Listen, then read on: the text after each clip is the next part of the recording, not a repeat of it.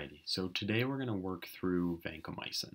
We're going to try and give kind of a brief crash course of this antibiotic, and we're going to start with its mechanism of action.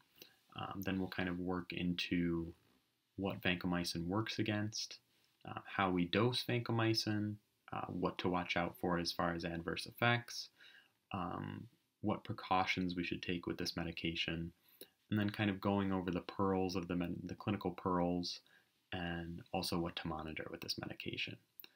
And then at the end there will be some self-assessment questions to just kind of go over and rehash the information. Alright, so let's get started. Okay, so how does vancomycin actually work? So vanco is what we call a bactericidal antibiotic. So this basically means that vanco kills the bacteria. So it does this through inhibiting cell wall synthesis. So if we look over here at this beautiful drawing of a bacterial cell. So picture this as the actual inside of the cell, and then think of this as the cell membrane, and then we work out here towards the actual cell wall. So if we look at the individual segments, so let's take this, we're going to call this the D-ala segment. So basically what vanco works to do is that it blocks the glycopeptide polymerization of the segment right here by binding tightly to this portion. So right here we had this bond that formed between the D-ala segment, whereas if vanco works at it, it's going to ixnay that. It's going to make sure that that bond doesn't happen.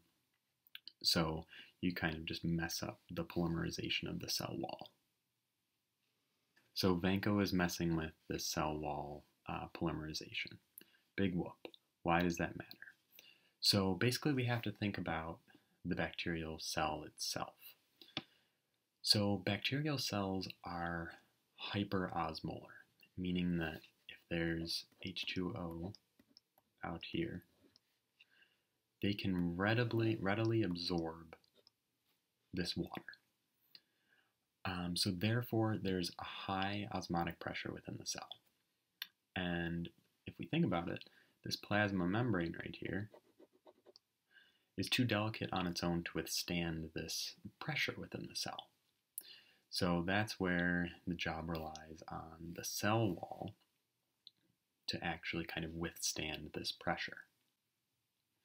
So the cell wall is acting as a protective barrier for the bacterial cell, protecting the contents of the cell.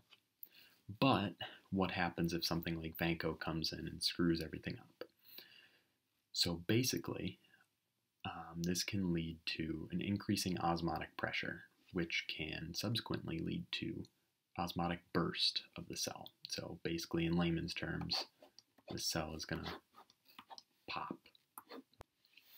Vanco is one of our go-to medications in the hospital.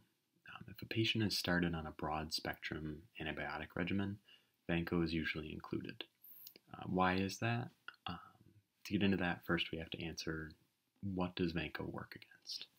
So, big thing is vanco only covers gram-positive infections. It does not cover gram-negative infections. But the good news is that it covers most gram-positive infections, obviously with some caveats.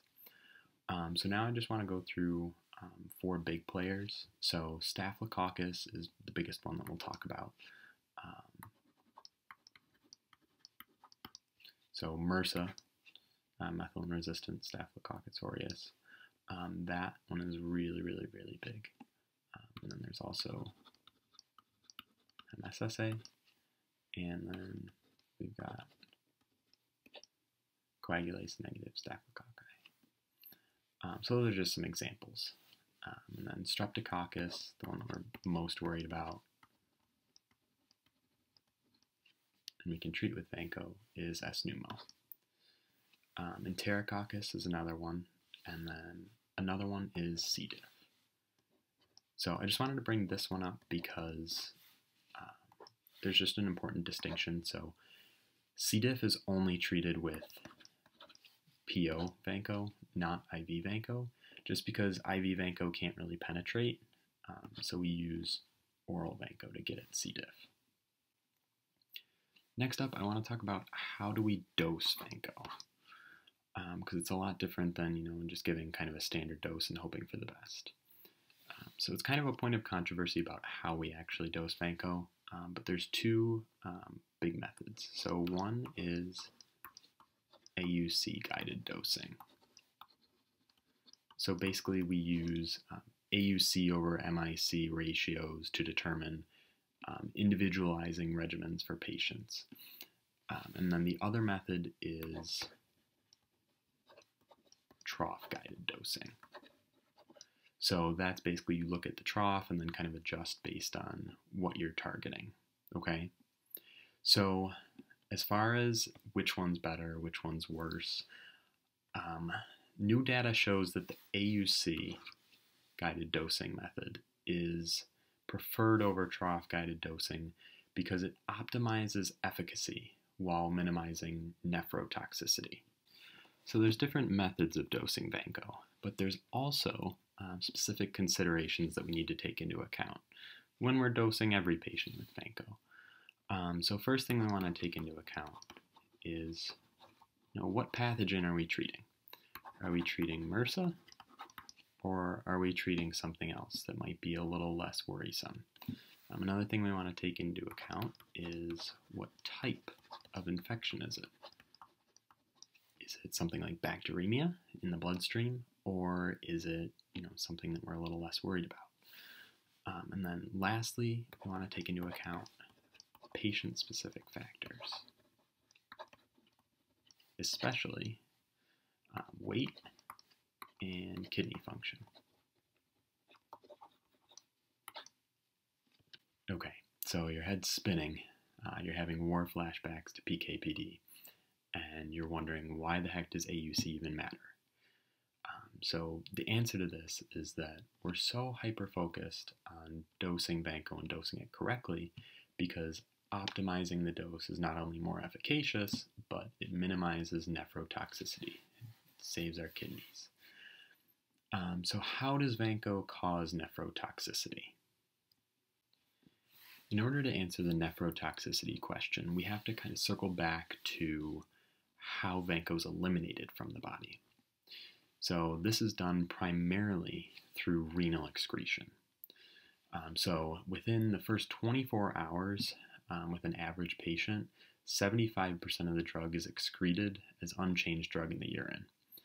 And that's a lot of Vanco that the kidneys are getting bombarded with.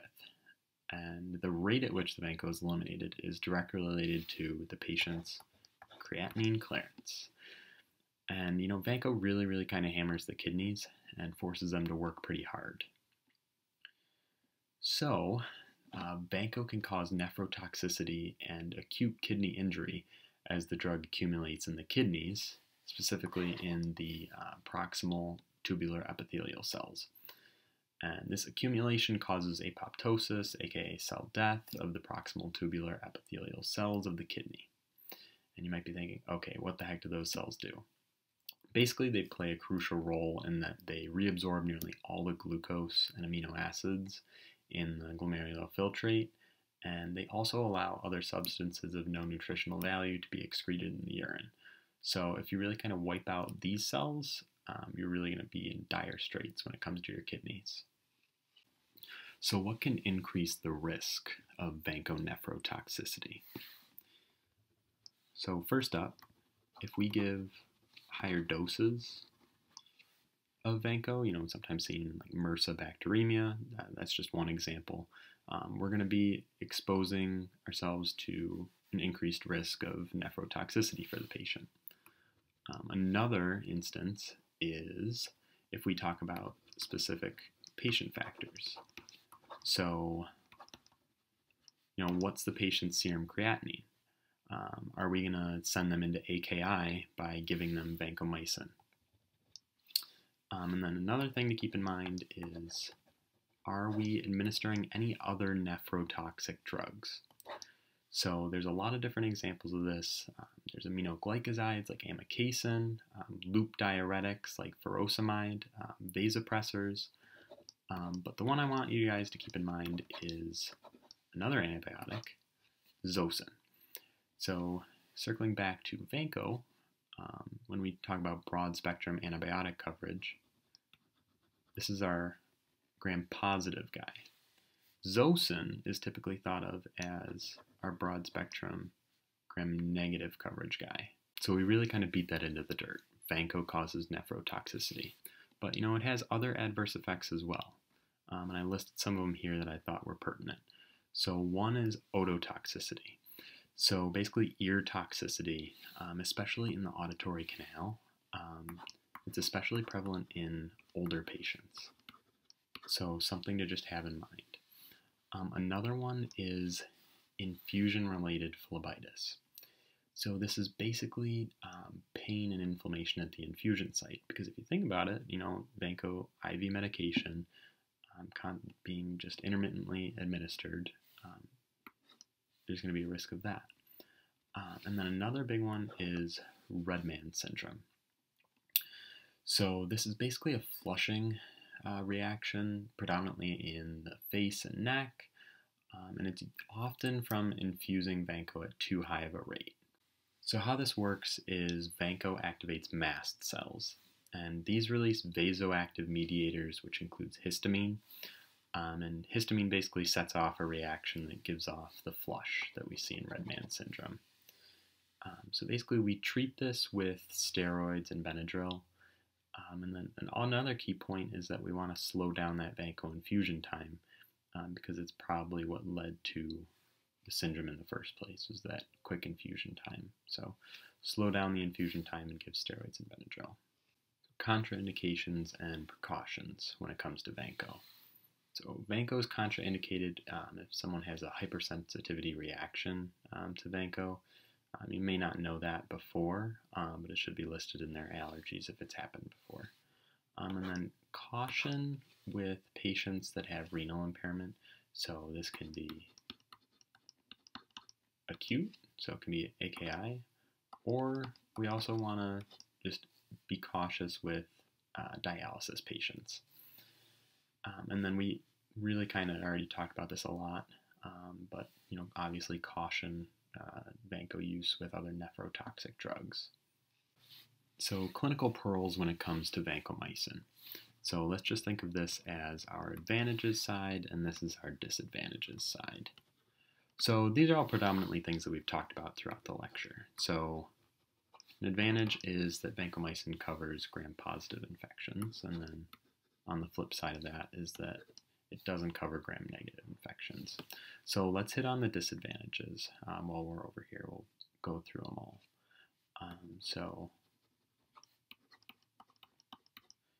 We really hit on this. There's a lot of adverse effects, from nephrotoxicity to ototoxicity, all the way down the line. There's a lot that we have to watch out for with vancomycin.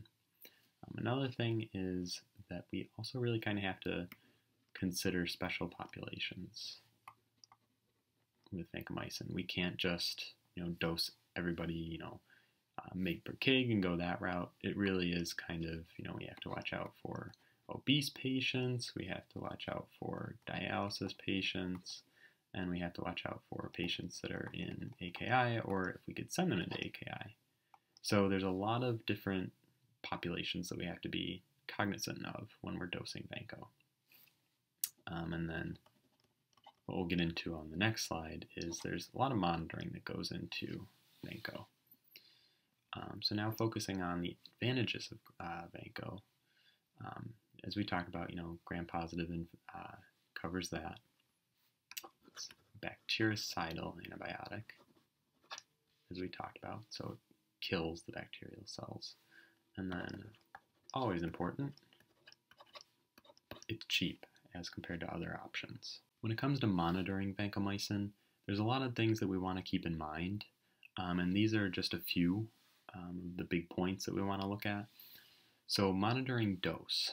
So depending on what dosing method we're using, whether it's AUC or trough, we want to get either an AUC over MIC or pull a trough, basically to help best individualize therapy for the specific patient. We also want to look at and monitor hypersensitivity, make sure that the patient's not having a reaction to the medication. We want to keep a close eye on the patient's kidney function. So, we think about the serum creatinine. We want to make sure that that's not skyrocketing up. So we want to try and look at this at least daily. And then as far as we want to make sure that the patient's peeing out an adequate amount of urine, make sure that those kidneys are working. And then we want to monitor the CBC with differential, paying close attention to, are those white blood cells decreasing? Are we kind of actively treating that infection? And then another key point is monitor the culture data. So monitor microbiology and look to see, can we de-escalate treatment? If something comes back as, MSSA, can we de-escalate to an oral therapy to get patient off of Vanco and, avoid those harmful side effects and adverse effects? So lots of stuff to monitor, and these are just some of the key points. Okay, so that's all the material that I have for you today. I included some self-assessment questions just to go over on your own time, just to make sure that you've kind of got a good sense of what we talked about today. Okay? Thank you so much.